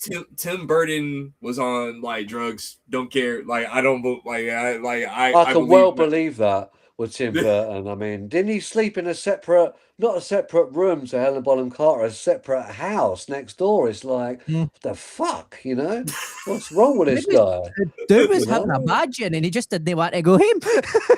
I mean, it's he's like made I ain't some going in the great place. films. He's made some great films. Like Edward, I love the film Edward. But again, it's like one of these directors where people they really fan worship them, and you like if a director like Hitchcock, even though Hitchcock was a prick, but Hitchcock. He was awful to women. He really awful. But the thing is, of Hitchcock, he made great films as well. But you know, Sounds there's a big familiar. catalogue there of stuff that's all great. Yeah, I'll probably get taken to court by his people. So because of they got to find me first. So you know, but I think that you want to like people who make these films. You want to like probably all their films, and I did try with all It's these people, and it's disappointing, isn't kind it? of like it reminds You know. Hitchcock is kind of like Nolan. It's like he's very praised everywhere, but man, like Nolan tries to make himself look like he's smarter than Yeah, everybody I mean, for else. him, It's like it gets annoying. yeah, for him, It gets I annoying. think he's made some good stuff, but there's certain directors. I think if they're really cool as people, I like them. But if they come over like really egotistical or they're horrible to people and horrible to their staff, and you read a lot of stuff and you read a lot of stuff by the actual stars who say things about these people. And yeah, Yeah, and then you feel really kind of shortchanged about it all and think, oh, what a horrible person. And I hate that, all the money they've got and they're horrible to people. And for us, I haven't got hardly any money to make films, but I make films, and everybody gets on really well. I always have great people on the set, friends and colleagues and different people. And it's just great. Everybody works together really well. And that's the idea of making a good film. But when you get someone with too much money and they're really horrible to people and belittling to them, that's the thing I absolutely despise. Yeah, I hate that. Because they just, they've got so much money, it's just gone up their arse. So this is the problem, and they're trying to make people scared of them and all that stuff. Hate it, absolutely despise it, and I think that I get angry at that. Really pissed off that I haven't got the money that they've got to make a film. Yet they've got all this money, and they're just like absolute horrible people. So I think that yeah, that's probably why I am kind of the way I am when I talk about these things because it's annoyance at no, these people. it you remind me of us or whatever because we're the same way. However, because a lot of people tend to give other people a pass because you like them Yeah, or you think you love their films or whatever. For instance, my like I like James Gunn, right? I think I like James Gunn's style on a lot of his films or yeah, whatever, and I think he's a pretty good director, but he's not a good studio head for DC. Like all his DC projects have not been that great or not memorable, or they just been not good or whatever. Right. Yeah, He yeah, yeah. had he had a pretty okay Superman movie or whatever. Like I loved the Superman movie or whatever, but it underperformed at the box office. And now we got this Lantern show that's not that good. It's just a lot more negatives than positives or whatever. Yeah. Now there are people that are protecting James Gunn, saying like, no, let him cook more and stuff like that. No, he's not doing good. Like you need to Yeah. get rid of him. Yeah. Like love him, but we need to get rid of him and everything because I want to have the best DC product ever because I like Batman. I like Superman. I like Wonder Woman. I want this stuff to be good. All right. I want to be good. I don't like it has to be good. What I love about this interview is it's coming with like Beyond Mamushi, my film, and we've gone like everywhere. We've gone like to like DC, That's we've how we gone are. to comic books, we've gone to Michael Jackson, Prince. We just like slagging everybody up. Fucking brilliant. It's like probably one of the best interviews I've ever done, you know? It's like genius, man. It's like Re- so good. It's so refreshing because the other guys will say, "What was the interview like that you did?" Like the guys, on the film. And I'll say, you won't believe it, I'll show it to Karina, who's the star of the film, and she'll be like, this is probably the best one, Martin, because you're not really talking about the film. You're all going off somewhere else. Yeah. So I think Let's she'd go. like it, that it is that. Well, But no, that's it's like very that's our good. selling point is that we're like freeform. Like, yeah, we'll touch upon the movie, but we also know how annoying and drivel it can be when you're sitting there, especially even watching interviews with your favorite actors, and it's like, so what did you feel about this scene? And then the next Yeah. interviewer, how did you feel about the exact same scene? We're differently worded. Like, it, obviously, because Yeah. it's press, they have to Oh, get their man. like things like, Yeah. approved and shit. So it's boring. Where I feel like, Yeah. yeah, you can touch upon the movie, but let's have fun with it. Let's go down different avenues and Yeah. different streams of like, fuck it, let's talk about Michael. Let's go down I to here think it's because, amazing. yeah, it's something different. And How that's what you we how love you doing. both how you both how you've both done it is amazing because we've all done a few podcasts where like me and like the rest of the cast, we've done like collective podcasts since January, since the film come out, I suppose. And there's one question every podcaster asks us, and they all ask us the same question. And you two haven't even got nowhere near that question. It's absolutely really refreshing. I got to say, really Well, we don't want thanks, to know the question. thanks. I want us to keep on having the winning streak. Yeah, we're the best one. Yeah, Woo! Let's go. because it's the same, and it's a question that I always say to them. I answer with a different answer each time because it's got multiple answers, Mhm. and I think because it was Mhm. a subject matter of the film, and they said, did you research this subject matter because it's so like full on, domestic abuse, and so it's like I've got so many different ways of doing this. Why did you write this film with this subject matter? Well, And what we one, try what we try to do what we try to do is like we try to make you feel like you're just one of our friends from it's great. I mean, I think you two are really a, good, great. a different It's pretty amazing to be honest with you. To go, I had no idea it was let's going just have to, go like this. It's great. it, it's the equivalent of back in the day where when you used to go to a video shop or whatever, and like you might not never meet this person again or Yeah, whatever, but you right. will have a good conversation in a video Yeah, shop for a good like 10 to 20 minutes until your parents say like, hey, it's time to go or whatever. But yeah, it was awesome, and it was not like we could like exchange numbers or like brilliant, do brilliant. Yeah, I love things it. like that. So Yeah, that's what we try to bring that format to over here at Dynamic Do a Podcast or whatever. So brilliant. It's yeah. refreshing. It's very refreshing to do. I like the take on that, what you two are doing. Yeah, I think it's good, other than the static question after question after question after question. And sometimes you just answered those before, and you got to do it because it's my film, but after a while you're like, oh God, it's that same question again. And but some of them I know, but some of them have got different answers. And when someone did say to me, why did you make this film? Um, and I said, "Oh, you're not going to believe it because on my playlist there was 70s disco, like Maxine Nightingale, Mhm. and Rose Royce and stuff like that." And I was like, what? And I was like, well, the thing is with disco, it goes up, 70s disco, but it goes down again. So you've got this euphoric high, but you've got Yeah. this real kind of melancholy low in some of the choruses, you know? And I just love 70s disco. And when I was writing Beyond Mamushi, that was to do with the couple, like the high, the thing, and then the going down, like the Well, yeah. antithesis, the one to the other, you know? So that was a really big That's what's up. thing. And at first they thought I was joking. I said, no, I'm not joking. It's actually really true. It's not the main reason I wrote the film, but it's one of the things that spurred me on while I was writing. And Mhm. it started to really make the script become something because it wasn't metal music that I was putting on, or punk or something that was, aggressive music. It was more disco because it Yeah. just had this feel to it. It's a very dark, melancholy feel to that, but it had a euphoric feel to it. And those two things coupled together, it's like, that's it. It's great, you know. And I literally put it on randomly one day and it was like, hang on a second, I can start thinking of scenes in my head, and there's no disco in the film, but still, it's strange, isn't it? And I think that's a really good thing, you know. Yeah, I think that's really cool, and I sort of agree. That's why I don't like doing formulaic questions because I know I could, and I could Yeah. be like to me, right?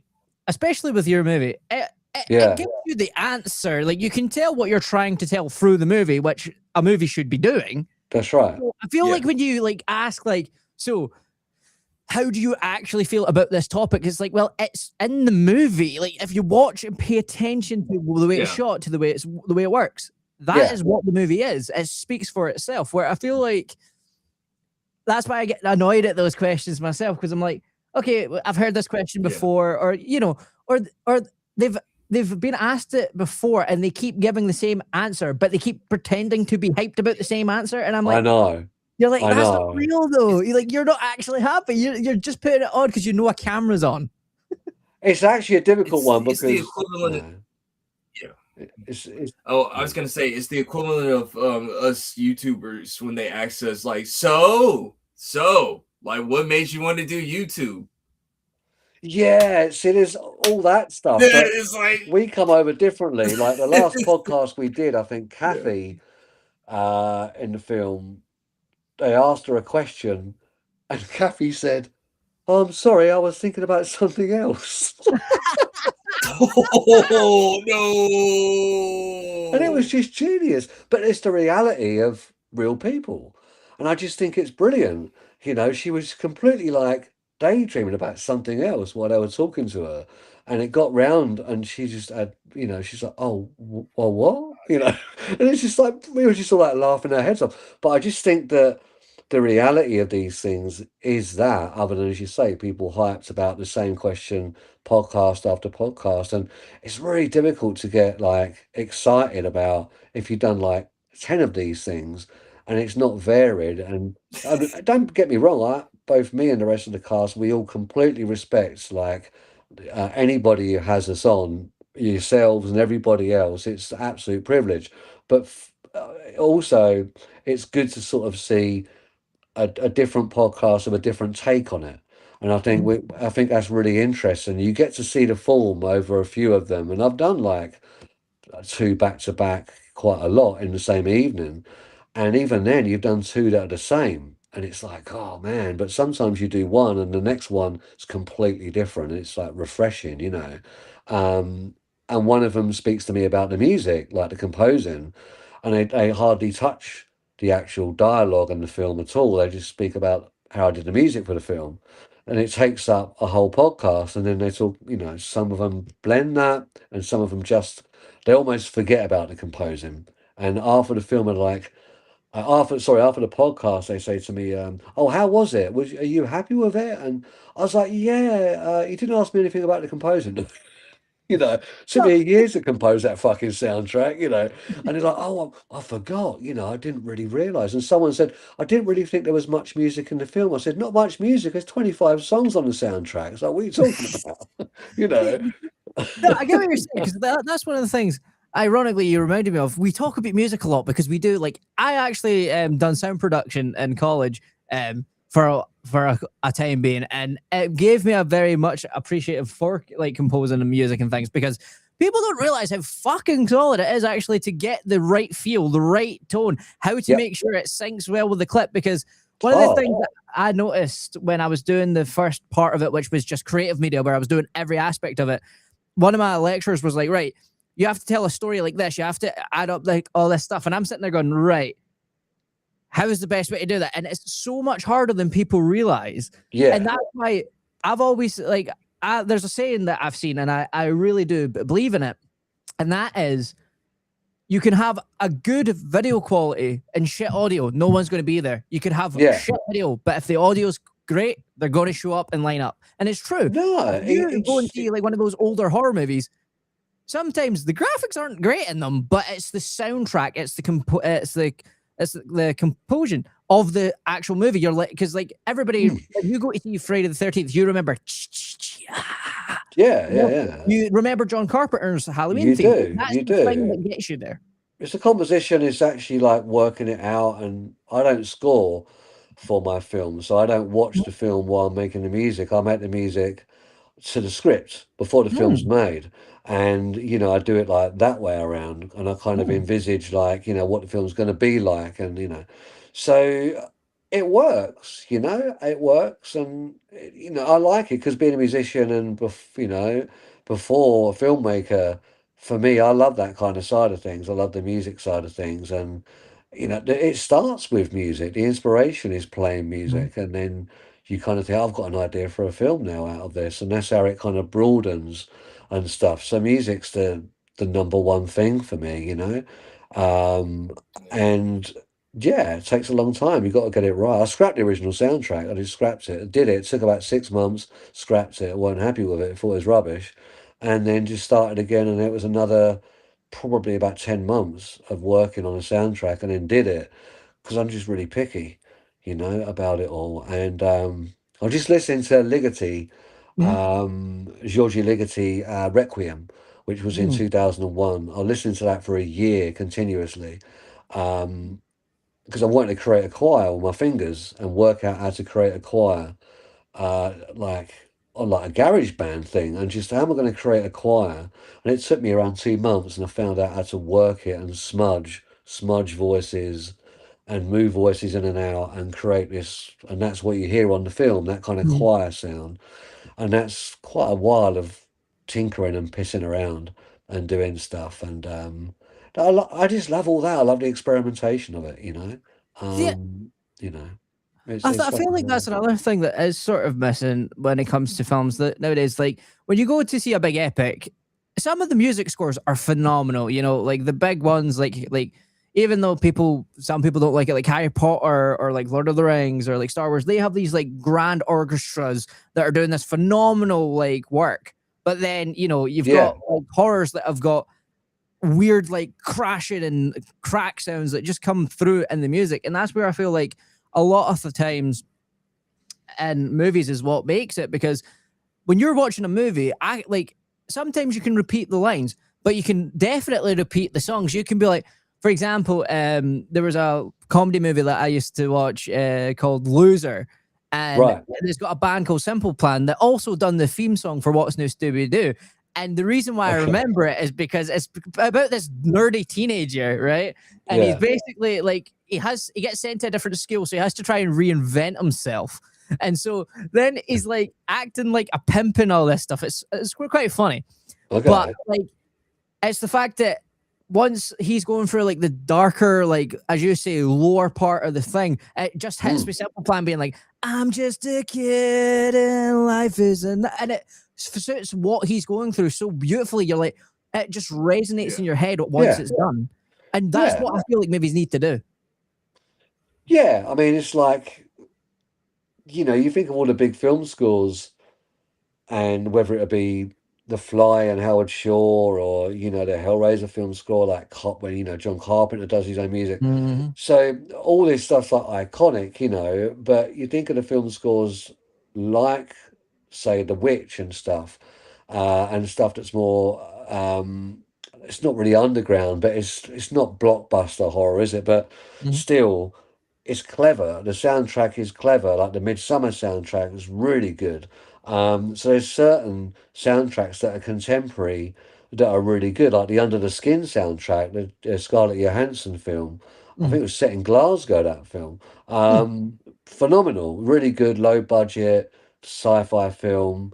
Um, and Mika Levi did the soundtrack. So good, it's like just a one-off, that film. So I love that kind of stuff where mm. composers sort of do this one-off film that's a one-off soundtrack that's just like absolutely blows everything else out the water. And it's kind of futuristic because Mika Levi was definitely moving things on a bit for soundtrack, and where I don't think she knew she was. And I really like that kind of idea, other than the same old. But saying that John Williams is the greatest, you can't beat Superman, can't beat Star Wars and Jaws. It's just You physically he, can't it's like unreal, and he did it all in a You can get small space of close, each but other. So you can get close, but it's John unreal. Williams Yeah, is the goat. he's the governor. Yeah, he's just the string sounds, how he uses them. I mean, admittedly, he took Jaws from Igor Stravinsky, the Firebird Suite. Like the beginning, if you Mhm. if you hear the Jaws thing, you can hear where he got it from. Um, but genius. Yeah, I grew up with his music as a child, and just can't beat it. You can't beat strings like that. It's just overwhelmingly, powerfully emotional. There's no one who's done that like anywhere though. Yeah, In film. So Yeah, no, because I think music's so important to a lot of things. Because I can't remember the band's name off the top of my head, but I just remember this one song because it fused metal with a didgeridoo, and it shouldn't have worked. It should not have worked. But the way they played the didgeridoo with the metal, it yeah, was so great. I was like, see, if I heard this in a film, it could be a great like battle song, like just the way it was playing along with the instrumental strings, and I'm like, yeah, how have they pulled this off? Because like no one, like most people, when you think of metal, you probably had this. I mean, you might have not had this in the 70s, like the 70s or 80s, but I definitely had this growing up. Oh, you like that headbanging music, that sort of stuff, and it's like, oh, you like having long right, hair yeah, and all that jazz. And I'm sitting there going, yeah, yeah, sorry, I don't want to look like a carbon copy of the guy right next to me. Cool, whatever. I'm just gonna go do my own thing. But like that's what yeah, like stuff like that. People just always assume when it comes to metal or rock, it's always going to be like death metal screaming, or it's like some kid whining right. on a guitar. there's But different they ones. don't see these nuanced things that get done in that genre because they're too busy saying that it sucks or like whatever other opinion they have.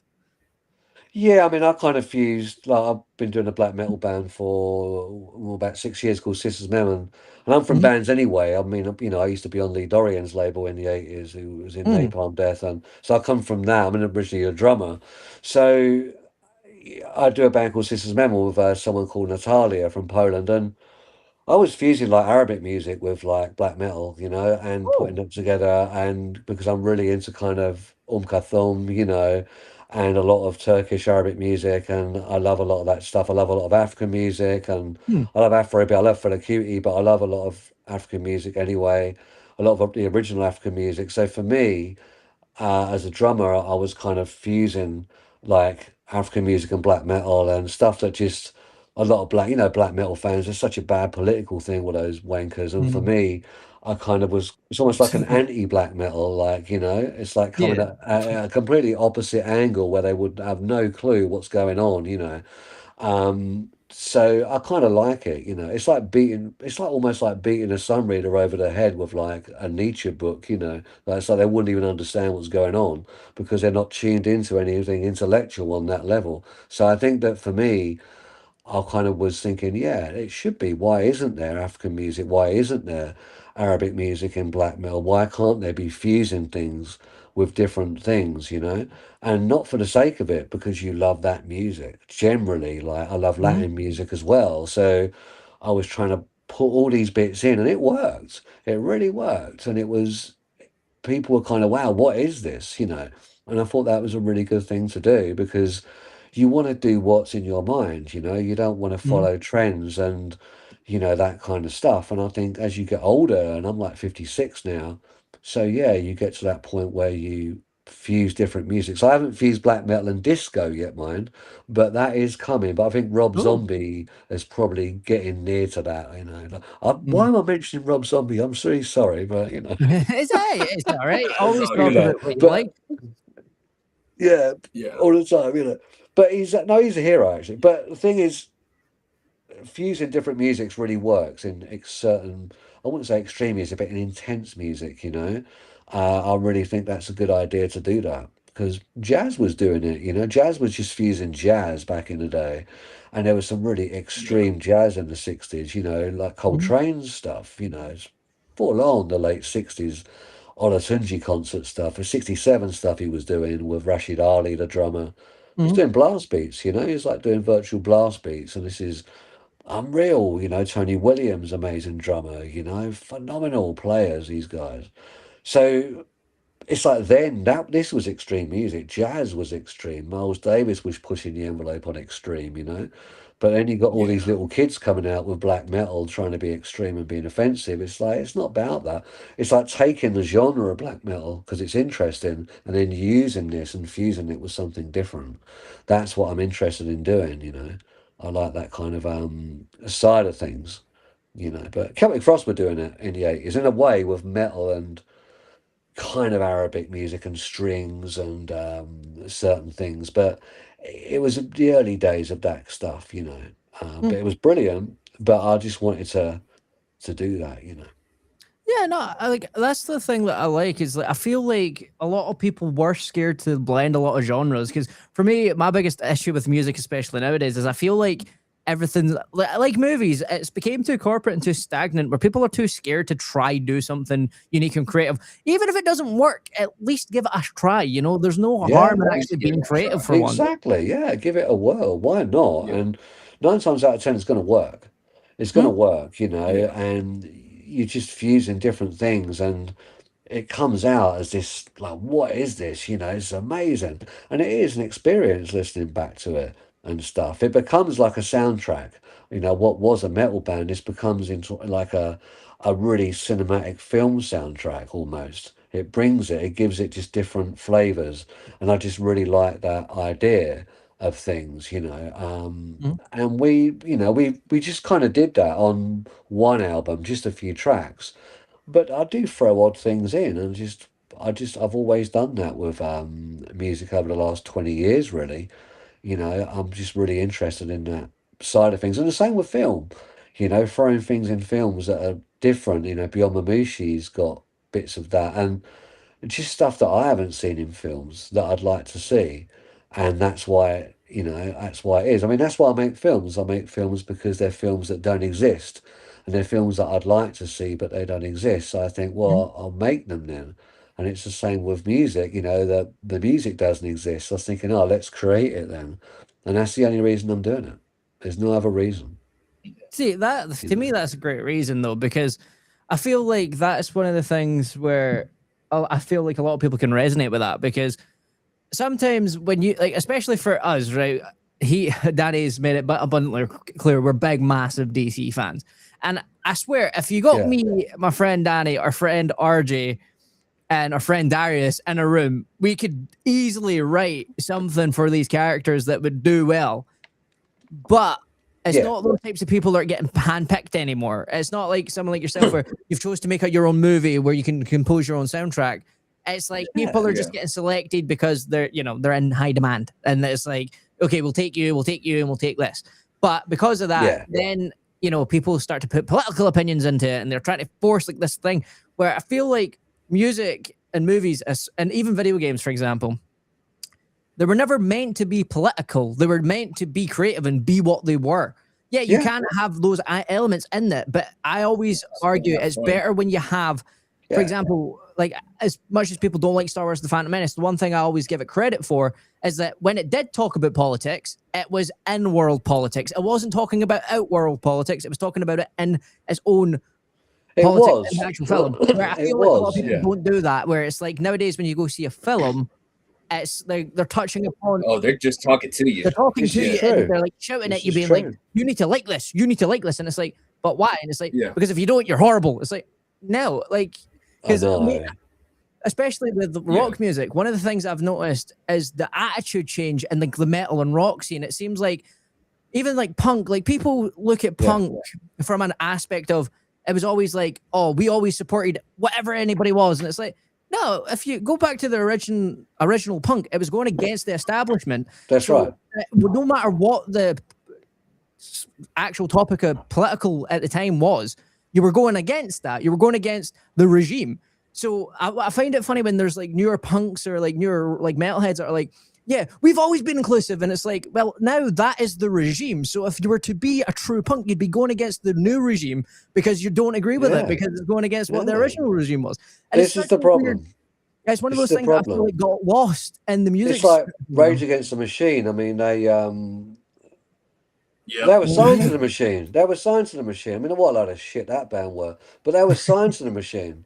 So it's like hilarious. Maybe it was meant to be some sort of irony on their part. But well, I thought they were signed to a major. It's like, hang on a second, you're signed to the machine. Why you can't rage against it? It's paying your fucking wages. Like you're getting up and doing it. So why not sign to a small punk label then and still do the band? And like have your own self integrity It's instead of like signing to a major and having all this money. And why do you need all this money?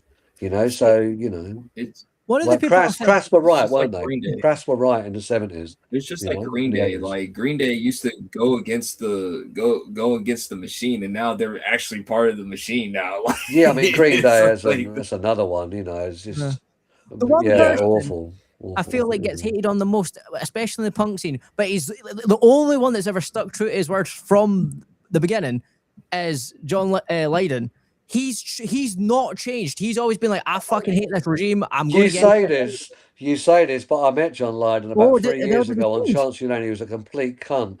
I went Oh, up was to he? him. The thing is, Oh, he was a oh I didn't know wanker. The that. thing dang, is, I've met Lemmy before. I've got a picture of me and Lemmy Oh, up there nice. from I didn't know that '86. But actually. I went up to oh Lydon. He man, was outside a suit shop, and I said to him, "Oh, John, can I shake your hand?" And it was a bit of a silly thing. I should have said something a bit more clever, like, "What's your favourite Can album?" or, Mhm. talk to him about Peel, which I love Peel. And he went, what did he say to me? He went, "No, you're being annoying." And he just was still looking in the window. And I was about to sing I'm Disappointed to him, the Peel song, and sing the oh lyrics to him, but man, I didn't. And I thought, so I went back to work and I told him, and he went, my friend of mine at work said, "Oh, but he's not like that when he buys fucking records, is he, the cunt?" And I was like, "That's a good point. That's a Okay, good okay. point. I Yeah, never knew that. Fair enough. yeah." An eye But I've opener. got respect. I haven't stopped listening to his music, and I've got respect for him. But lots of people said to me, "What do you expect from Lydon?" And I called my friend Jenny Renacre, the actress, and she's a close friend of Lydon's. She said, "Oh, Martin, he's just lost his wife, so he was not really feeling in good sort." So yeah, I'll go mm, with Jenny on that, and so I'm not going to go against Jenny. So Okay, that's fair. No, she because was right, okay, yeah.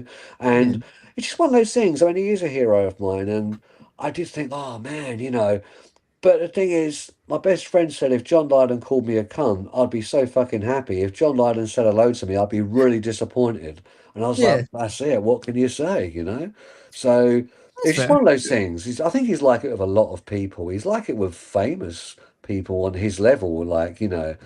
Um, To be fair, s- that's one of the things I feel like I like about him was that like sometimes I feel, especially when you become famous or you're on that level, people yeah, forget what boundaries are. So I could understand why he's like that now, where it's like, yeah, yeah, right, yeah, okay, fuck off now. I like, because I feel like even as just generalized people these days, we don't yeah, we don't set those boundaries enough for ourselves. Like people like yeah. nowadays, like the stuff people talk about in a workplace, 9 times out of 10 shouldn't be talked about in a workplace, but it's no, it's Yeah. it's it's accepted now, so it's just what happens. So I feel like that's why I like that sort of attitude, because sometimes when I'm like, I'm not gonna lie, when I've been in jobs and things and I've heard someone say something crass as anything, and I'm like, sometimes you just feel like going, can you shut the fuck up? You're not I trying to be a know, dick.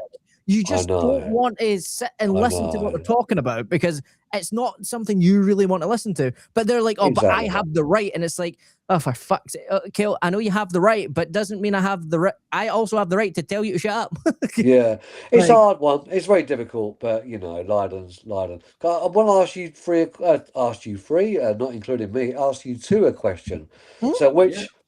which favorite film? What's the favorite film like of all time? Out of I know it's an obvious question. You can call me a cunt, but what are the favorite film for yourselves? One favorite film each. It doesn't. It could be anything though. I'm really interested in the fact that it could be any film. I like that. I have so many. choices. Damn. Give me a couple of minutes. This is going to take me a while because I If you love had to film. just like pull one out the bag, someone said I'm going to give you £1 million in 60 seconds, or 2 seconds if you choose a film, you'd probably choose it really quickly. I'll I've say, got the two of them. I've got two. yeah, I Go got on. two of them. Like, so All right, you can good. go first, Adam. The Crow and the Lost Boys. Ah, okay, that's good. Wow, Okay, so it's good. it's gonna be Batman Forever Yeah. Of course and it is. Lion King. Right? Wow, I didn't What expect a that one. weird That's amalgamation, really I like it. good. I like that. Yeah, Eclectic. That's like different. Yeah, that's good. Really good. Yeah, I mean, no, I like that. I like to see what people like, what they kind of like, and it's not necessarily horror or, it Oh, goes sorry, from I it. forgot one as well. The Warriors. The Warriors is a oh yeah, the classic. war, Warriors yeah, is a really good Warriors, film. I yeah, the like Yeah. Warriors. my uncle showed me that on VHS tape, and I fell in love with it. And then, speaking on which you were talking about reboots, they made a re-release of the movie on Blu-ray, and it's my most hated Okay. version of that film because there was one of the most anticipated scenes for me is when they were running out the train station, and it's the baseball furies sitting there with the baseball bats, and you hear the score, and you're like, oh fuck, shit's about Right. to go down. But in that one, they made it a comic book panel, so it froze the good scene and just continued the Yeah. chase. I'm like, what the fuck are you doing? No, you I ruined the know movie. this is the problem with that kind of stuff, but Yeah. see, for me, I like the original Batman. That's my favorite, the '60s Mhm. one, the series and the film. I've just been obsessed by that since I was a kid, and the same with Wonder Woman. I mean, to the series, couldn't give a toss Oh, so about the you like Batman films. 1966?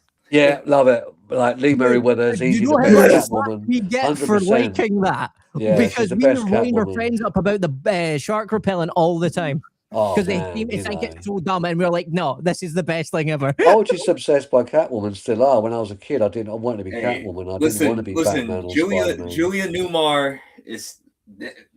Julie's Listen, good, but I just think Lee's my top one because she just looks Oh, so much better. Lee was good too. Julie's, oh Yeah, yeah, and Eartha Kitt. We can't forget Eartha yeah. Kitt, and You can't forget about Eartha Eartha Kitt was Kitt good. too. Like She wasn't Eartha hey, Kitt wasn't in it that long though, unfortunately, but she was still really good. But Lee Meriwether in the film, and she wasn't in the oh, series. like Adam Phenomenal, West yeah. even said like he liked all three of them. Like his whole different type of reason. It's Well, like. I'd like to know. Well, we can't ask Adam that question because he's not with us anymore. But I Well, think that I know the history about that, what they were doing on that set. yeah, I did some no. Laurel and he had on. such a great time in that cape. He had a great time. But I think that I just like the villains. I'm really into female villains. I've always been into female villains, and for me, yeah, Batman's just full of great female villains. It's just great, and it's sinister. It's got a sinister edge to it, and people Yeah. think it's slapstick and it's a laugh, and I just think it's much more sinister than any of the films. And I just really like it.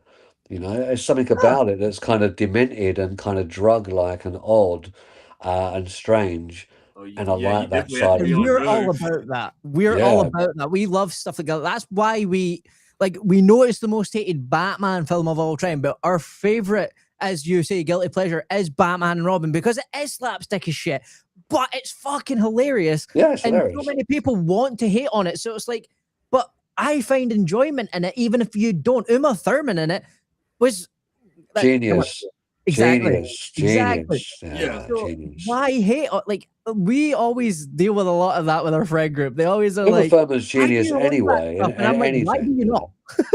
It's yeah, like Uma Thurman's why you genius. guys why you Anyway, guys like so this movie so much? You have to be a hardcore Batman fan just to appreciate even bad Batman material. That's what we keep on trying to tell well, you. I just think you see Uma Thurman as Poison Ivy. That's it. It's a great film. It doesn't matter about the rest of the film. I didn't even Mm, pay attention to the rest of the film. I I was was just gonna say interested like in that one thing. let's just say the young man of Danny, like when he first saw Uma Thurman in that Poison Ivy suit, I'm like, I don't know what this feeling is, but I I like know. it. Like Yeah. it's like I was just like blown away by it. It's like phenomenal. I just think, yeah, she works so well, but she's great in anything she does. I'm a massive mhm. fan of hers, and she's just such a great actor and stuff. And I think for her, that was just a laugh and stuff, doing something like that. But she just yeah. works so well. She should have done a spin-off film. There should have been a film on her own. It should have worked. Not like Halle Berry in the Catwoman film, which was just Oh boy. absolute. No, that dreadful. would no one who likes DC even like that movie is hidden for most DC fans these days. We're like, no, we do not claim this. We did not want that. I Well, think if it was written better and there's a new Halle, sheriff Halle, in Be- town. you It's know, called Supergirl that just replaced that. Like, well, I haven't seen that yet, but I think that I mean, I love Halle Berry. She's great, but I just think the outfit was awful. It Oh, was just awful. It looked yeah, like it a was. dustman or something. And then the writing was just terrible. The exposition was terrible. Everything was terrible. And it's a But this is why I shame. love Holly Berry so Shame. much. She went to the Razzies and accepted her award. Like she just she like said she took She's her. cool like that. She's cool like Yeah, that, and she's brilliant in the Bond film, and she's just really, really good, you know. And yeah, I was disappointed because I was hoping that she would be really good, and it just didn't work. And when I got yeah, into Gotham, and then we had the kind of Cena Kyle in Gotham, and I really got into that. I thought Gotham was really good, and it was again yeah, wasn't many of them was there, but it was actually really good, and yeah, stuff like that worked, you know. But yeah, I felt sorry for Halle Berry. You know, I don't know why yeah. she accepted that script, but it could have been money. such a. Yeah, it's money. Rent, It could have been a as Danny could have likes been to a say, great film. probably rent was due. Rent The was due, and rent she was just had to due, take or something. whatever, or Yeah, like I mean, you got to think about it from her perspective. It's like okay, like the like she just got off doing X-Men or whatever, and it's like what? Okay, like I mean, Warner Brothers just throwing me a bag just to be this Catwoman. Sure, all right, well. I guarantee you, like they threw her a big bag because she was doing X-Men. That's what they had to. That they had to match it, yeah. however, So I don't know. It's just for me. You know, back then they were throwing so much stuff at the wall and it didn't stick, and that was a classic that didn't stick, but unfortunately. but I think And that's the it's thing just, you about the know, '90s, like when it came to '90s horror and '90s superhero films or whatever. It was just mm, once again, I mean, in mid 2000s, it was the experimental age. Like we were just getting our thing, but Adam, do you yeah. have any more questions? Like, because I know it's like past our usually our hour, but like it To was be such a honest, good I conversation. wasn't giving it. I wasn't caring. I was having so much fun with the Yeah, conversation. Like, It I was yeah, really let it fun. run. It was yeah, really fun. There's so much stuff to talk about. It's bloody great, you know. Yeah. You know, yeah, it's really good. It's really good. But no, I mean, it is very difficult. All those kind of films, the DC films, the Marvel films, and you know, I go back to the Nicholas Hammond film, the Mm. 1978, and you know, the Spider Man, and I go back to the Doctor Strange films from 1978. See, I'm a fan of all that stuff because I grew up in Oh. that era, like $6 Million Man yeah. and Bionic Woman and Wonder Woman and Linda Carter, and so for me to see all these up to date films over the last, I'd say, 30 years now. They're good films, don't get me wrong, you know. Like a lot of the Batman films are good and a lot of the Spider Man films are really good. But still, I just like it's something about the nostalgic thing about when you grow up and watch these films when Hmm. you're a kid and you just want to watch them again and again, you know? I just think that's what it is, you know, over any CGI or whatever. But you know, there were some good Batman films, you know. Apart from Michelle Pfeiffer as Catwoman, didn't work. I just don't like it. The suit was just so constricting, didn't work. I think Anne Hathaway looked phenomenal, but again, there wasn't enough of Anne Hathaway in that Batman film. There, you know, she wasn't. There's hardly any. There's a couple of fight scenes, I but will she not wasn't say in it. anything. Da- Danny, And it was over Danny, we've long. just basically found our long lost, Yeah, we found our long lost friend. Like this guy is yeah. saying everything we say all the time, I and we I know. get was shit for it all the time. I I, was disappointed because you I'm know. gonna save you the spare of why I hate Dark Knight Rises, but I'll be quiet. I have nothing to say. I Okay, I mean, do got plenty of things to say, but I'm not gonna bore you. Like Anne Hathaway was a good choice, and she's great anyway. But she looked really good, but it's just there wasn't enough going on, and Yeah, she she's wasn't got a thing written of the in week. enough, Yeah. and she could have been doing so much more, and it could have been so much more brutal and the fight scenes, but it just wasn't like that, you know. And I was like, oh well, you know, and it was really long film, and it was just Well, it wasn't. He's I a didn't think it huge was Cat. rubbish, but I He's a just huge think it was Catwoman quite. fan. That's what I'm starting to get, starting to It notice. was, yeah, it was an endurance test. That's what I think that film. It's an endurance test to get to the end of it. And I remember I kind of put it back in the case and I just like tossed it under my bed, and it never came. I found it recently. I found it at the weekend when I was cleaning out, and I was thinking, put it in the bin liner, and I almost put it in there. I was thinking, oh, it's got Anne Hathaway in it. She's kind of cool in this film, so I kept it. I was thinking, I'll keep it because she's cool, and that was it. And she's got some good bits in this film. I just think she's good at what she does, and Mm. she's quite magnetic on screen. But I think that the rest of it, nah, it just didn't work for me. And the Watchmen film, I'd like to see that done again. They did a series, but I think the original gets slagged off. But it's actually a really good film, and the fight scenes are Mhm. really good in that film. They're quite brutal.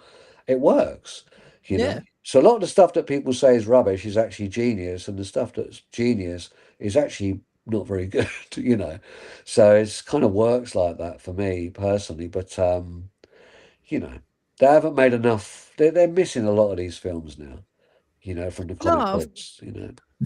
I sort of agree. So we have took a lot of your time, so we will start to wrap it up because Okay. obviously don't want to take too much of your time. But Yeah.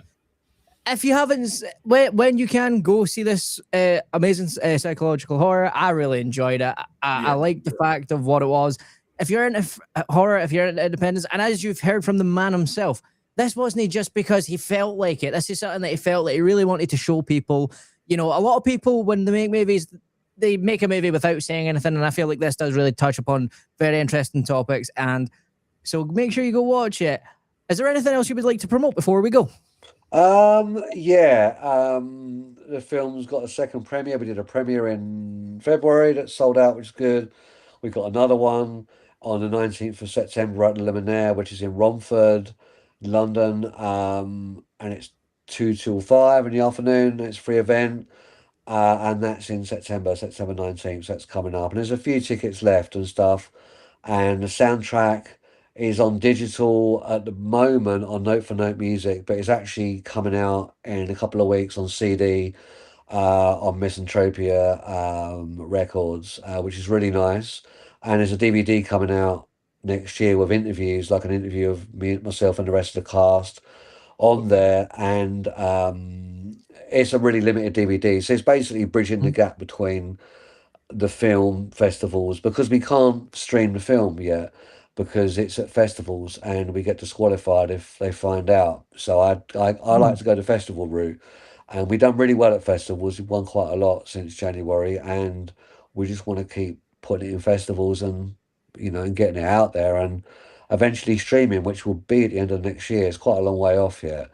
But my previous film is on Amazon Prime, Lizzie Head, so maybe this one might get on Amazon Prime, but who knows? But if they see me interview tonight, I've probably got fucking no chance. So, who knows? I don't know. They'd be like, but we'll just have to see, yeah. So, yeah, we just want to keep getting it out there. Yeah, not a problem. So, guys, I've been Kane and Wolf. That has been MMA King Crease Jr. I keep forgetting which way this is because it's not flipped anymore. But I hope you guys will come back for the next thing that we're going to do. But we shall see you guys.